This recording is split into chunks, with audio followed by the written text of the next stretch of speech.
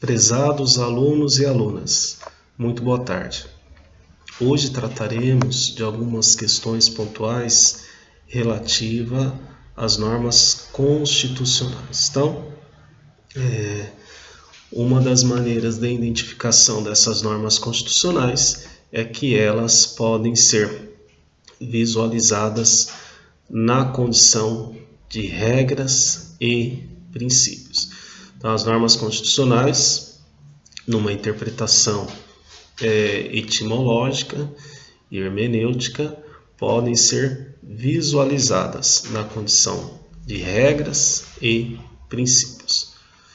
O grau de abstração e de intensidade dos princípios é maior do que aquele conferido às regras. Então, os princípios funcionam no nosso ordenamento jurídico como cláusulas gerais.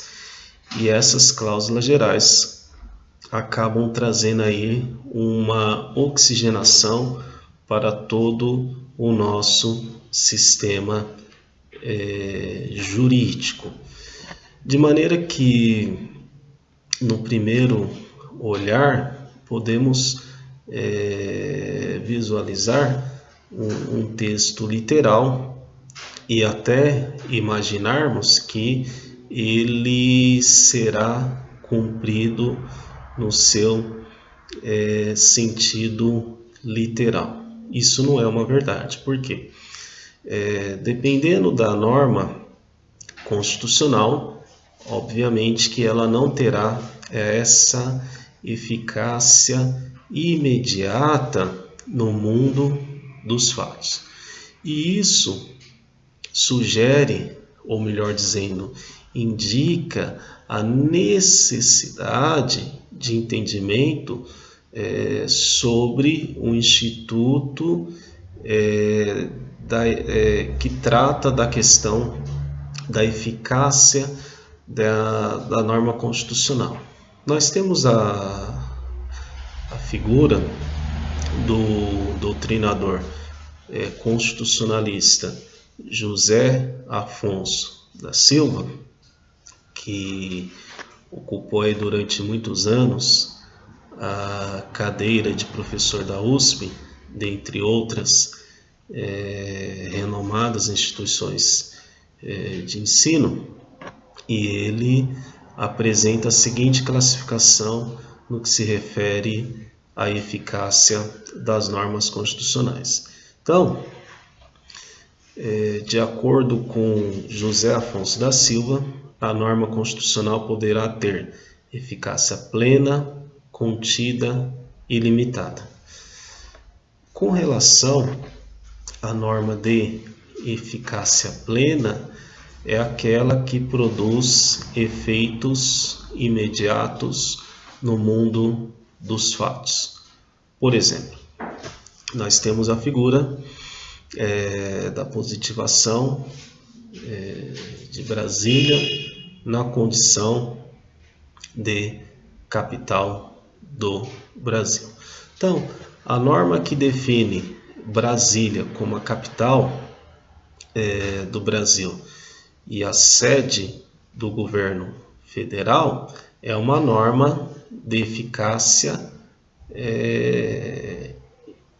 de uma eficácia plena, que não depende de nenhuma complementação de norma infraconstitucional para que possa produzir todos os seus efeitos no mundo dos fatos. Muito bem.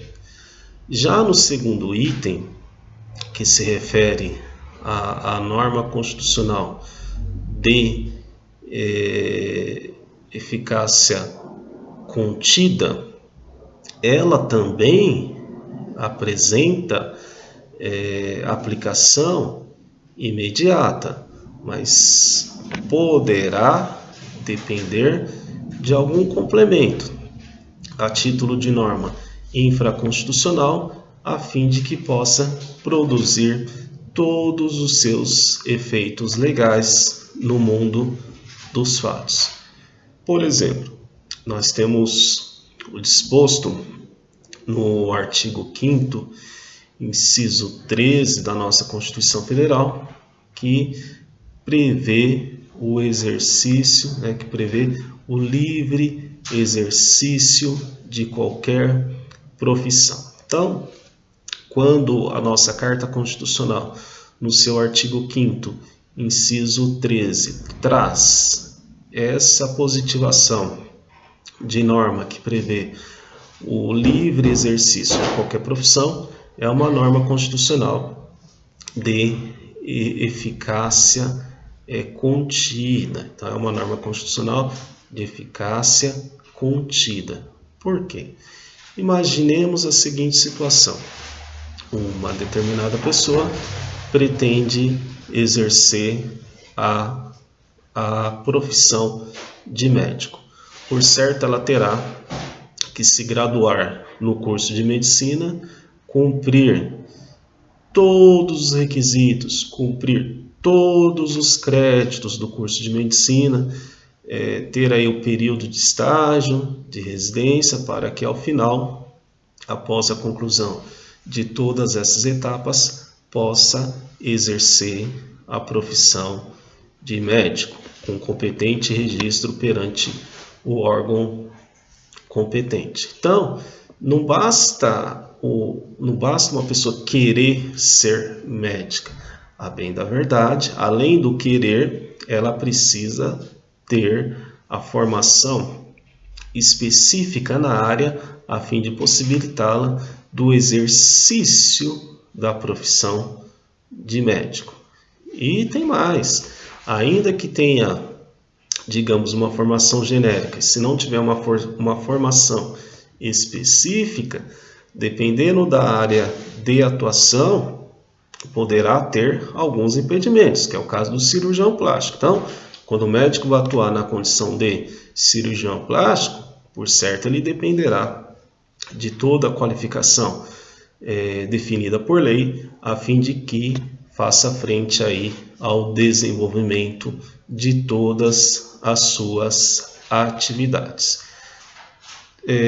Uma outra situação, já na nossa área, por exemplo, vai uma pessoa querer exercer a função de advogado. É possível? É possível querer, mas o concretizar dependerá de concluir todos os créditos, de concluir todas as disciplinas do curso de bacharel em Direito, para, na fase seguinte, já com a sua colação de grau, todo o seu curso concluído e também com a aprovação no exame nacional da Ordem dos Advogados do Brasil. Aí sim, essa pessoa terá habilitação para que possa exercer a profissão de advogado. Então percebemos que quando a Constituição Federal, no seu artigo 5º, inciso 13, trata do livre exercício da profissão, ela estabelece regras gerais. Só que o estabelecimento dessas regras gerais não quer dizer que não deva se observar todas as normas infraconstitucionais que também são aplicáveis ao caso concreto, a fim de possibilitar a produção de todos os efeitos legais previstos em lei. Um outro item também relacionado a essa ideia de eficácia da norma constitucional, ele diz respeito à eficácia limitada, Então, essa eficácia limitada da norma constitucional está relacionada ao fato de que essa norma constitucional poderá ser de organização, a título de exemplo, nós temos aí a possibilidade da Constituição Estadual criar um tribunal militar no âmbito estadual, e essa promessa ela foi apresentada, foi trabalhada sobretudo tão logo a nossa Carta Constitucional de 1988 deu entrada na sua vigência. Então, é uma norma de organização que também tem esse caráter de eficácia limitada. Um outro ponto que merece destaque especial está relacionado à figura das normas programáticas. Então, as normas programáticas, como o próprio termo sugere, no seu sentido etimológico, elas indicam aí programas que deveriam ser cumpridos num determinado lapso temporal. Ocorre que nem sempre nós temos aí o cumprimento desses programas que foram prometidos por meio do poder constituinte originário, quando da sua criação da Carta Constitucional de 1988. É fato que da transição do modelo ditatorial para o modelo democrático, nós tínhamos aí uma questão muito aflorada no que se refere aos direitos sociais. Então, toda a abstenção desses direitos sociais que se perdurou durante muito tempo, de uma certa forma, nós tivemos aí o reconhecimento na Carta Constitucional de 1988 sobre a necessidade de dar garantia, de dar efetividade a esses direitos sociais que no passado não tiveram aí uma positivação adequada de acordo com o comando normativo das constituições anteriores. O grande desafio, quando nós falamos nessa questão das normas programáticas e dos direitos sociais, está relacionado à ideia de que qualquer programa social que seja cumprido dependerá de arrecadação. Não tem como cumprir programas de natureza social se nós não tivermos arrecadação devida. E para que se arrecade, necessário se faz que no desenvolvimento da sociedade nós temos aí a produção de bens e a prestação de serviços como uma forma de possibilitar a arrecadação de tributos. E essa ideia de cumprimento desses comandos sociais gera a necessidade de ter aí uma harmonização entre o direito fundamental econômico e o direito fundamental social. Sempre será simples atingir essa harmonização? Claro que não, né?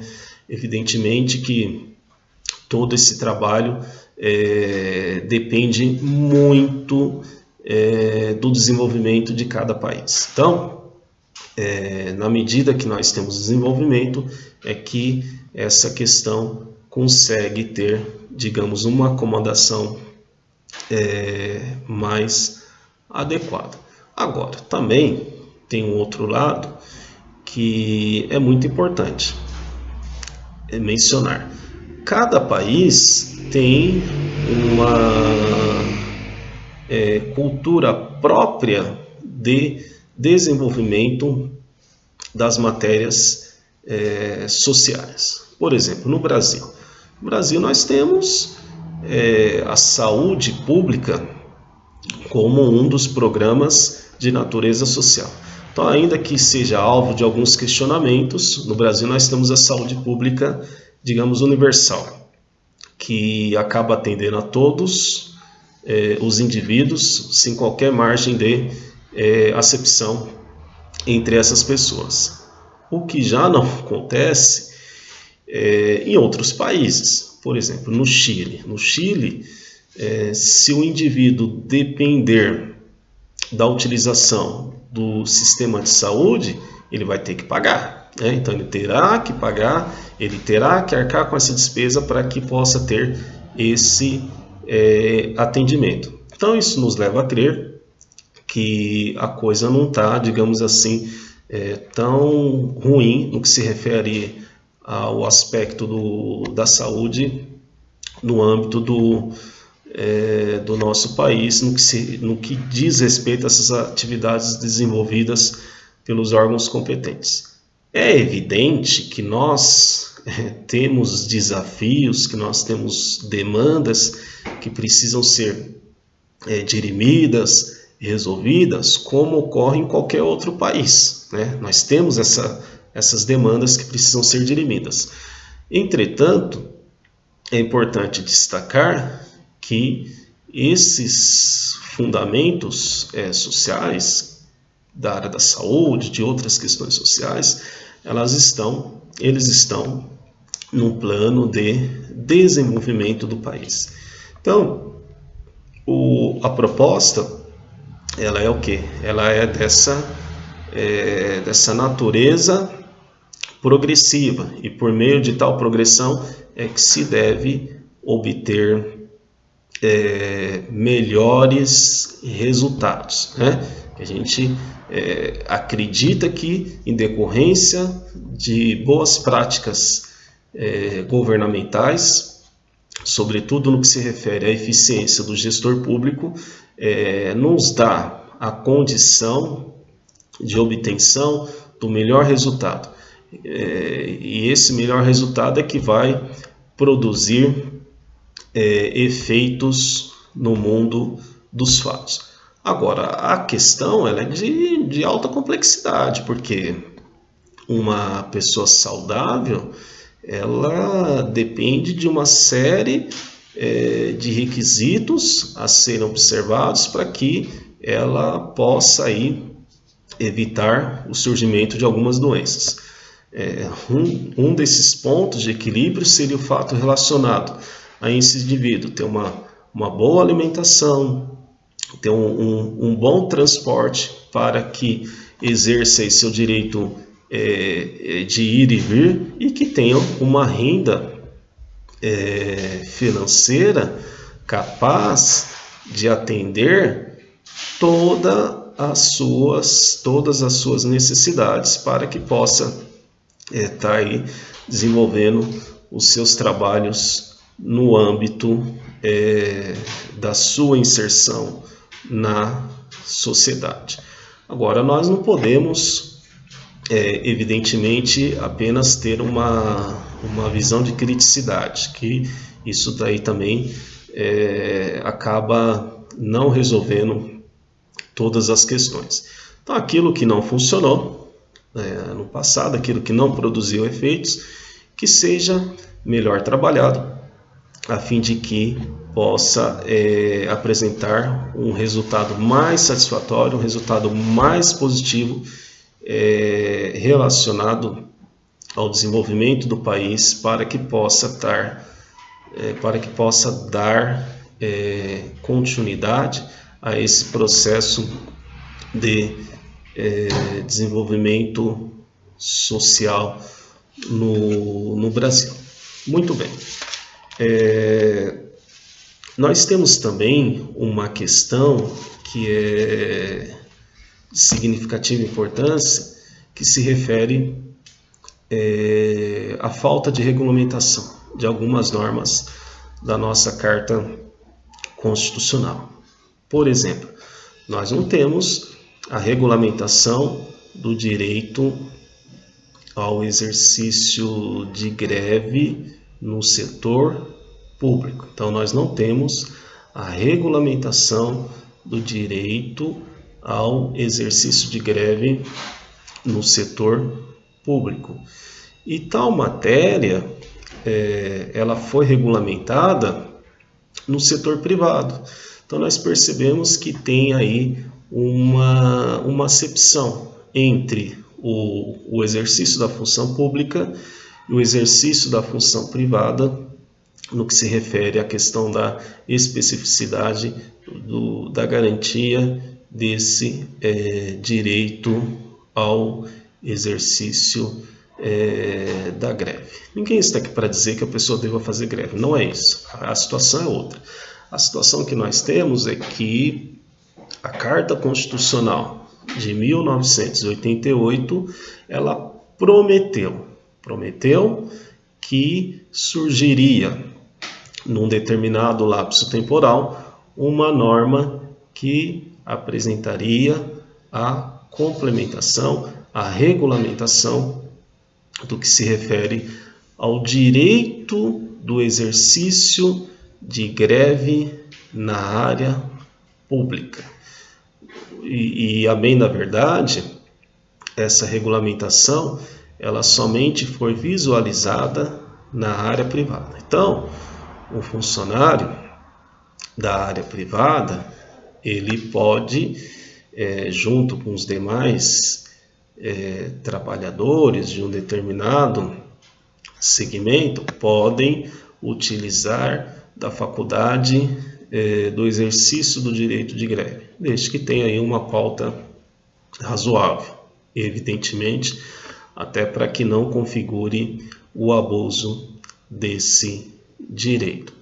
Já na área pública nós não temos essa regulamentação, ainda que saibamos que já temos mais de 30 anos de positivação da nossa Carta Constitucional. Então, olha que coisa, né?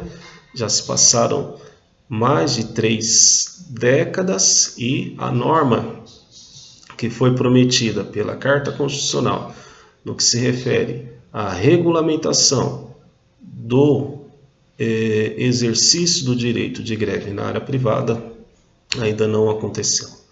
Muito bem.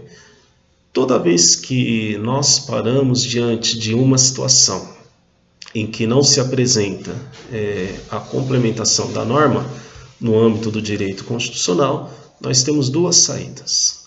Uma delas se refere à possibilidade da parte ingressar com uma ação declaratória de inconstitucionalidade por omissão, e tratando-se de matéria do nosso texto constitucional, essa ação declaratória de inconstitucionalidade por omissão será apreciada, será analisada pelos ministros do Supremo Tribunal Federal.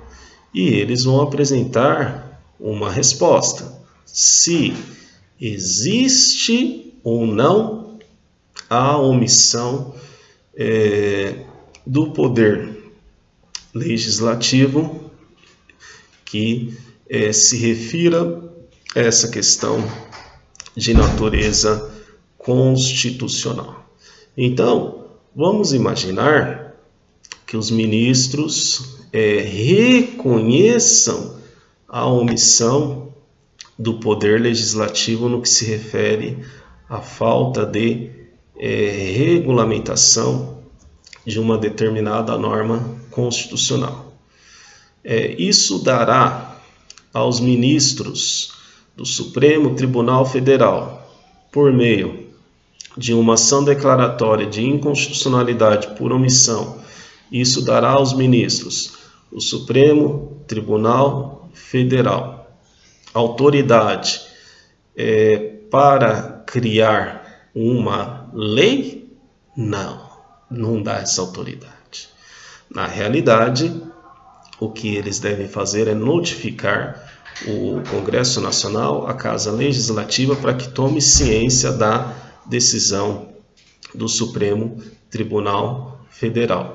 E essa impossibilidade dos ministros criarem a norma está estabelecida pelo princípio da tripartição dos poderes, defendido por Charles Loss de Secundá, que é o Barão de Labrede e o Barão de Montesquieu. Então, precisa ser observado a questão da tripartição dos poderes, defendida por Charles Loss de Secundá, na condição de Barão de Labrede e de Montesquieu. Então, o o Supremo Tribunal Federal não poderá entrar na seara que é de competência do Poder Legislativo. Muito bem. Uma outra possibilidade está relacionada à figura do mandado de injunção. Então, a parte ela poderá impetrar o mandado de injunção toda vez que visualizar essa omissão legislativa do Congresso Nacional, quando se tratar de norma da Constituição Federal, no que se refere à necessidade de regulamentação desse comando normativo. Muito bem. Eu, por exemplo, tenho uma obra que é o Mandado de Injunção e o Acesso à Justiça, que já tem aí umas 5 publicações. Então, essa obra, Mandado de Injunção e Acesso à Justiça, traz com propriedade até onde os ministros do Supremo Tribunal Federal, no que se refere à questão da interpretação da norma constitucional, podem apresentar como resposta diante da inércia do Congresso Nacional no tocante à falta de regulamentação, no tocante à falta de regulamentação de uma norma criada pelo Poder Constituinte, que até o presente momento não apresenta uma definição. Até o presente momento não tem uma resposta com concretude. Uma outra situação está relacionada à figura da norma exaurida. O que é a norma exaurida? Por exemplo, o artigo 3º do Ato das Disposições Constitucionais Transitórias estabeleceu que, decorrido o prazo de 5 anos do surgimento da nossa Carta Constitucional, algumas matérias que não teriam tido uma boa acomodação poderiam ser revistas nesse prazo quinquenal após a promulgação da nossa Carta Constitucional. E isso aconteceu, Na medida que a nossa Carta Constitucional ela surge em 1988, então, no ano de 1993, nós tivemos aí a atuação do Congresso aplicando esse artigo 3º do Ato das Disposições Constitucionais Transitórias e acaba exemplificando aí um modelo de norma exaurida. Uma outra hipótese de norma exaurida está indicada no artigo 8º, também do Ato das Disposições Constitucionais Transitórias, quando fala da questão da anistia dos atos praticados até o advento da Carta Constitucional de 1988, diante da tensão política vivenciada no Brasil antes do surgimento da nossa Carta Constitucional de 1988. Por fim, quando a norma constitucional tratar de direitos fundamentais, conforme previsto no parágrafo 1º do artigo 5º, ela terá aplicação imediata. Então, isso indica dizer que ela não estará em um programa. Na realidade, ela tem uma aplicação ao caso concreto para que possa produzir efeitos no mundo dos fatos. Por exemplo, se uma pessoa depende de realização de um procedimento cirúrgico e não tem uma resposta satisfatória para que realize esse procedimento cirúrgico, ela, diante da negativa de um dos entes federativos, poderá ingressar com uma medida judicial, por exemplo, um mandado de segurança que irá judicializar essa matéria a fim de apresentar a ela uma resposta com base no artigo 1º, aliás, no parágrafo 1º do artigo 5º da Constituição Federal, e com observância também de aplicação do princípio da dignidade da pessoa humana como pedra angular do nosso ordenamento jurídico. Muito bem, ficamos por aqui. Até a nossa próxima aula. Meu muito obrigado.